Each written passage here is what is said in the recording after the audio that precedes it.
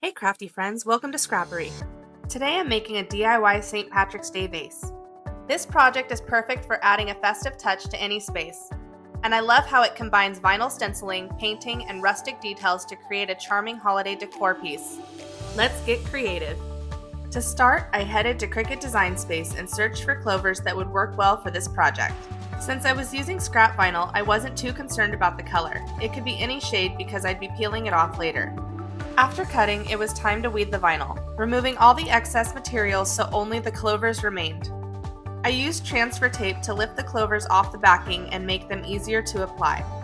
To make placement even smoother, I cut each clover individually instead of keeping them in a big sheet. This gave me more flexibility in arranging them exactly how I wanted on the mason jar. This next part was a little tricky. Since my craft room was cold, the vinyl wasn't sticking as well as I hoped. After a few tries, I realized that instead of warming the vinyl itself, it worked much better to warm the mason jar using a blow dryer. Once the jar was heated up a little, the vinyl clovers stuck beautifully. I carefully smoothed them onto the glass, pressing down firmly to make sure that there were no air bubbles or lifted edges. Once they were in place, the jar was ready for painting. I painted the inside of the jar with green chalk paint first, but unfortunately I did this off camera. For the outside, I used a cream-colored chalk paint to give it that rustic farmhouse look. I love chalk paint because it gives such great coverage and has a soft matte finish that makes any project feel more handmade and cozy. It also dries fairly quickly, which is perfect when you're working on a multi-step project like this. Next, I moved on to the wooden dowels that I bought from Hobby Lobby.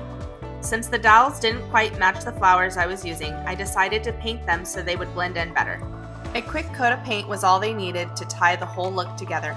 Once the paint was mostly dry, it was time for the most satisfying part, removing the vinyl.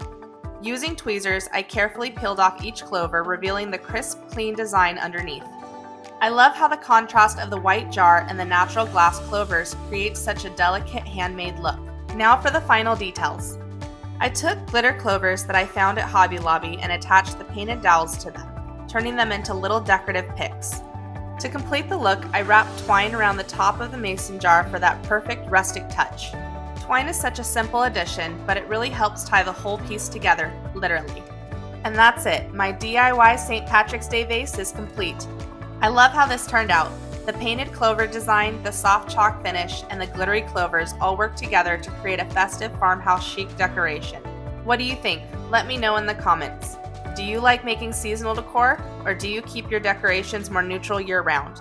If you enjoyed this, don't forget to like, follow, and stay crafty.